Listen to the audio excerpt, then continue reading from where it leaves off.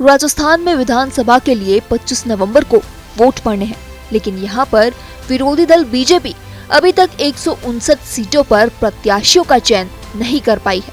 पहली सूची में 41 प्रत्याशी घोषित किए गए थे। इस घोषणा को कई दिन गुजर चुके हैं। चुनाव लड़ने को इच्छुक भाजपाइयों में बेचैनी है। यहाँ तक कि सिटिंग विधायक भी पशोपेश में है।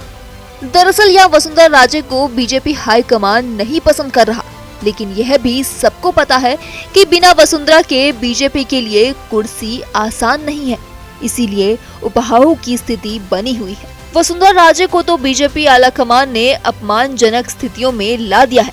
पहली सूची में उनके करीबियों को भी टिकट नहीं मिलने और खुद उनकी भी उम्मीदवारी संकट में है। हालांकि भाजपा का केंद्र नेतृत्व भली भांति जानता है कि वसुंधरा राजे को साधे बगैर राजस्थान में भाजपा कुर्सी से दूर ही रहेगी। उधर वसुंधरा राजे ने अपनी इग्नोरेंसी से पूरी भाजपा को नाराज कर दिया है।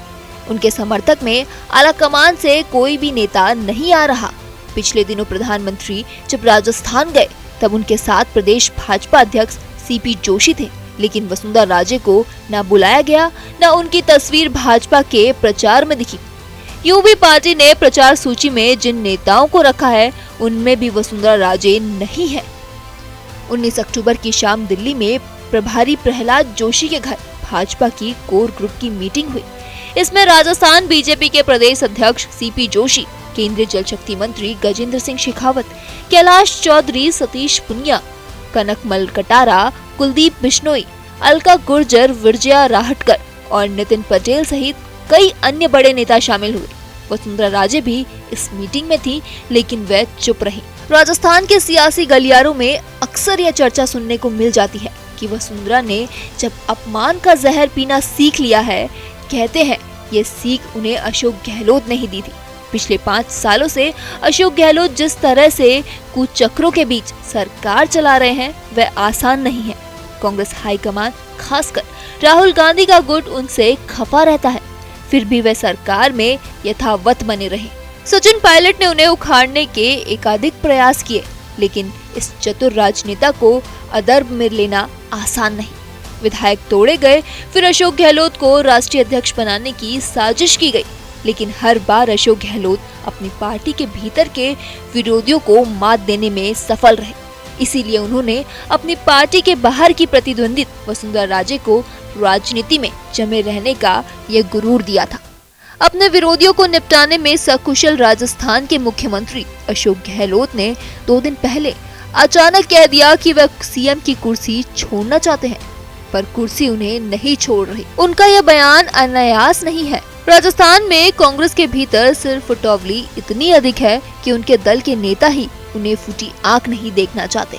यह बयान देकर उन्होंने प्रदेश कांग्रेस में अपने धुर विरोधी सचिन पायलट और उनके समर्थकों की खिल्ली तो उड़ाई ही, साथ ही हाईकमान को तेवर दिखा दिए। अब कांग्रेस उनके समर्थकों के टिकट काटने में थोड़ा हिचकिचाएगी। यही कारण है कि अशोक गहलोत की बल्ले बल्ले है। राहुल गांधी उन्हें पसंद नहीं करते, इसके बावजूद वह उनके पसंदीदा नामों में तर्क बतौर नहीं पा रहे। उन्होंने साफ कह दिया कि 2018 में सोनिया गांधी के आशीर्वाद से वे मुख्यमंत्री बने थे और उनकी आकांक्षाओं पर वे खरे उतरे हैं। राहुल के करीबी इसीलिए उन्हें पसंद नहीं करते। राहुल जब भारत जोड़ो यात्रा के दौरान राजस्थान से गुजरे तब उनके करीबियों ने गहलोत को उनके अधिक करीब ना जाने दिया, लेकिन सचिन पायलट का गुब्बारा फूट गया। इसीलिए अशोक गहलोत की सर्वोच्चता स्वीकार नहीं करनी पड़ी। अशोक गहलोत ने यह जरूर किया कि सचिन पायलट खेमे से जो 50 नाम आए उन पर अंगुली नहीं उठाई। बदले में वह शांति धारीवाल जैसे अपने ऐसे समर्थकों के नामों पर भी मुहर लगवा ले गए जिन पर भ्रष्टाचार के आरोप हैं और आलाकमान की अनदेखी भी की। 19 अक्टूबर को दिल्ली में ही उन्होंने सीएम की कुर्सी वाले बयान के बाद उन्होंने प्रेस कॉन्फ्रेंस में यह भी कह दिया था कि उनकी वजह से वसुंधरा राजे को दंडित न किया जाए। मालूम हो कि मई में अशोक गहलोत ने कहा था कि कुछ साल पहले जब सचिन पायलट ने विरोध किया था तब वसुंधरा राजे ने धन बल के सहारे अशोक गहलोत की सरकार गिरने की साजिश का विरोध किया था। वसुंधरा राजे की वजह से उनकी सरकार बची, ऊपर से तो उनका यह कथन वसुंधरा की राजनीतिक शुचिता की प्रशंसा करता प्रतीक होता रहा, लेकिन अशोक गहलोत जैसा घाक राजनेता इस तरह का बयान देकर वसुंधरा राजे की मुसीबत में डाल गया। भाजपा के अंदर यह राय बनी कि वसुंधरा राजे विरोधी नेता की मदद कर रही है। नतीजा उन्हें अशोक गहलोत के इस बयान के विरोध में अपनी सफाई देनी पड़ी। अशोक गहलोत अपने उन विधायकों को भी टिकट दिलवाना चाहते हैं जो 2018 में निर्दलीय चुनाव लड़े थे अथवा बसपा की टिकट पर जीते थे।